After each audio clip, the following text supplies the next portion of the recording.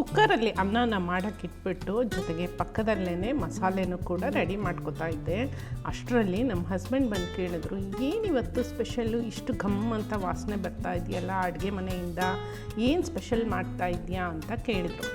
ನಾನು ಅದಕ್ಕೆ ಹೇಳಿದೆ, ಇವತ್ತು ನಾನು ಮೈಸೂರು ಸ್ಟೈಲಲ್ಲಿ ವಾಂಗಿಬಾತನ್ನು ಮಾಡ್ತಾಯಿದ್ದೀನಿ, ಜೊತೆಗೆ ಇದಕ್ಕೆ ಕಾಯಿ ಸಾಸಿವೆ ರಾಯ್ತಾನೂ ಕೂಡ ಮಾಡ್ತಾಯಿದ್ದೀನಿ ಅಂತ ಹೇಳಿದೆ. ಅದಕ್ಕೆ ಸ್ವಲ್ಪ ಜಾಸ್ತಿನೇ ಮಾಡಿಬಿಡು, ಮಧ್ಯಾಹ್ನ ಲಂಚ್ಗೂ ಕೂಡ ಆಗುತ್ತೆ ಅಂತ ಹೇಳಿದ್ರು. ವಾಂಗಿಬಾತ್ ಒಂದು ತುಂಬ ಸಿಂಪಲ್ ಆಗಿರುವಂಥ ರೆಸಿಪಿನೇ ಇರ್ಬೋದು, ಆದರೆ ನಮ್ಮ ಈ ಮೈಸೂರು ಸೈಡಲ್ಲಿ ನಾವು ಅದಕ್ಕೆ ಹಾಕುವಂಥ ವಾಂಗಿಬಾತ್ ಪೌಡ್ರ್ ಮಸಾಲೆ ಇದೆಯಲ್ಲ, ಅದಕ್ಕೆ ಕೊಡೋ ಘಮನೇ ಬೇರೆ.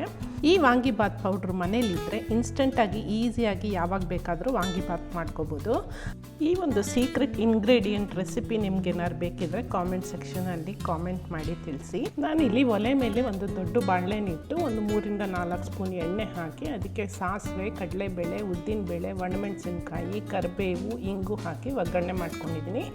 ಮೈಸೂರು ಬದನೆಕಾಯಿಯನ್ನು ಹೆಚ್ಚಿ ಉಪ್ಪು ನೀರಲ್ಲಿ ಹಾಕಿ ಒಂದು 10 ನಿಮಿಷ ಇಟ್ಟಿದ್ದೆ. ಈಗ ಅದನ್ನು ಕೂಡ ಒಗ್ಗರಣೆಗೆ ಹಾಕೋತಾ ಇದ್ದೀನಿ. ನಾನು ಇದ್ರ ಜೊತೆಗೆ ಒಂದು ಸಿಪ್ಪೆ ತೆಗೆದು ದಪ್ಪದಾಗಿ ಹೆಚ್ಚಿರುವಂಥ ಆಲೂಗೆಡ್ಡೆ ಮತ್ತು 1 ಕಪ್ ಬಟಾಣಿನೂ ಕೂಡ ಹಾಕೋತಾ ಇದ್ದೀನಿ. ಇದು ಆಪ್ಷನಲ್ಲು, ನಿಮಗೆ ಬೇಕಿದ್ರೆ ಹಾಕೋಬೋದು. ಆಮೇಲೆ ಇದಕ್ಕೆ 1 ಸ್ಪೂನ್ನಷ್ಟು ಅರಿಶಿನ ಹಾಕಿ ಒಂದು ಸ್ವಲ್ಪ ಬೇಯೋಕ್ಕೆ ಒಂದು ಅರ್ಧ ಕಪ್ಪಷ್ಟು ನೀರು ಹಾಕಿ ಚೆನ್ನಾಗಿ 1-2 ನಿಮಿಷ ಅಷ್ಟು ಕೈ ಆಡಿಸ್ಬಿಟ್ಟು ಮುಚ್ಚಳನ ಮುಚ್ಚಿ ಒಂದು 5 ನಿಮಿಷ ಬೇಯಿಸ್ಬೇಕಾಗತ್ತೆ. ಬದನೆಕಾಯಿ, ಆಲೂಗೆಡ್ಡೆ, ಬಟಾಣಿ ಎಲ್ಲ ತುಂಬ ಬೇಗ ಬೆಂದೋಗುತ್ತೆ. ಒಂದು 5 ನಿಮಿಷ ಸಾಕು ಇದಕ್ಕೆ. ಸೊ ಈಗ ನೋಡಿ ತರಕಾರಿ ಎಲ್ಲ ಬೆಂದಿದೆ. ಈಗ ನಾನು ಇದಕ್ಕೆ ಟೊಮೆಟೊನ ಆ್ಯಡ್ ಮಾಡ್ತಾಯಿದ್ದೀನಿ. ಟೊಮೆಟೊನ ಯಾವತ್ತೂ ಲಾಸ್ಟಲ್ಲಿ ಆ್ಯಡ್ ಮಾಡಬೇಕು, ಅದು ಈಸಿಯಾಗಿ ಬೆಂದೋಗುತ್ತೆ. ಈಗ ರುಚಿಗೆ ತಕ್ಕಷ್ಟು ಉಪ್ಪನ್ನು ಹಾಕಿ 1-2 ನಿಮಿಷ ಮತ್ತೆ ಕೈ ಆಡಿಸ್ಬೇಕಾಗತ್ತೆ, ಯಾಕೆಂದರೆ ಟೊಮೆಟೊ ಬೇಯಬೇಕಾಗಿರುತ್ತೆ. ಸೊ ಒಂದು 2 ಮಿನಿಟ್ಸಲ್ಲೇ ಟೊಮೆಟೊ ಬೇಯುತ್ತೆ. ಇದು ತರಕಾರಿ ಎಲ್ಲ ಕಂಪ್ಲೀಟಾಗಿ ಬೆಂದಮೇಲೆ ಇದಕ್ಕೆ ನಾನು ಒಂದು 3 ಸ್ಪೂನ್ನಷ್ಟು ವಾಂಗಿಬಾತ್ ಪೌಡ್ರನ್ನು ಹಾಕ್ತಾ ಇದ್ದೀನಿ. ಈ ವಾಂಗಿಬಾತ್ ಪೌಡ್ರು ಮನೆಯಲ್ಲೇ ಮಾಡಿರೋದು, ನಮ್ಮಮ್ಮ ಅಜ್ಜಿ ಎಲ್ಲ ಮಾಡ್ತಾ ಇದ್ದಂಥ ಟ್ರೆಡಿಷ್ನಲ್ ರೀತಿಲಿ ಮಾಡಿದ್ದೀನಿ. ಇದರ ರೆಸಿಪಿ ಬೇಕಿದ್ದರೆ ಕಾಮೆಂಟ್ ಮಾಡಿ. ಜೊತೆಗೆ ಈಗ ನಾನು 1 ಹಿಡಿಯಷ್ಟು ಹಸಿ ಕೊಬ್ಬರಿಯನ್ನು ಕೂಡ ಹಾಕ್ತಾಯಿದ್ದೀನಿ. ಚೆನ್ನಾಗಿ ಇದನ್ನು ಕೈ ಆಡಿಸಿದ್ರೆ ಒಂದು 2 ರಿಂದ 3 ನಿಮಿಷ ಸಾಕು. ಘಮ ಘಮ ಅಂತ ಮನೆಯೆಲ್ಲ ಈ ವಾಂಗಿಬಾತ್ ಮಸಾಲೆಯ ಪರಿಮಳ ಹರಡಿರುತ್ತೆ.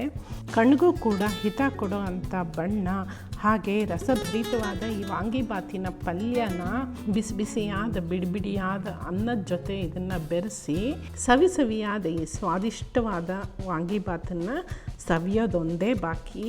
ವೀಕೆಂಡ್ ದಿವಸ ಈ ಅಡುಗೆನ ಮಾಡಿಕೊಂಡು ಮನಮಂದಿ ಎಲ್ಲ ಒಟ್ಟಿಗೆ ಕೂತ್ಕೊಂಡು ಊಟ ಮಾಡೋದ್ರ ಮಜಾನೇ ಬೇರೆ. ಈ ವಾಂಗಿಬಾತ್ ಜೊತೆಗೆ ಪರ್ಫೆಕ್ಟ್ ಕಾಂಬಿನೇಷನ್ ಅಂದರೆ ಅದು ಕಾಯಿ ಸಾಸಿವೆ ರಾಯ್ತಾ. ಅದನ್ನು ನಾನು ನೆಕ್ಸ್ಟ್ ವೀಡಿಯೋದಲ್ಲಿ ಅಪ್ಲೋಡ್ ಮಾಡ್ತಾ ಇದ್ದೀನಿ. ಈ ಕಾಂಬೋ ರೆಸಿಪಿನ ನೀವು ಒಂದು ಸರಿ ಟ್ರೈ ಮಾಡಿ ನೋಡಿ, ಮತ್ತೆ ನೀವು ಮಾಡ್ತೀರಾ. ಮನೇಲೂ ಕೂಡ ಎಲ್ಲರೂ ಇಷ್ಟಪಟ್ಟು ಇದನ್ನು ಮತ್ತೆ ಮಾಡೋಕ್ಕೆ ಹೇಳ್ತಾರೆ.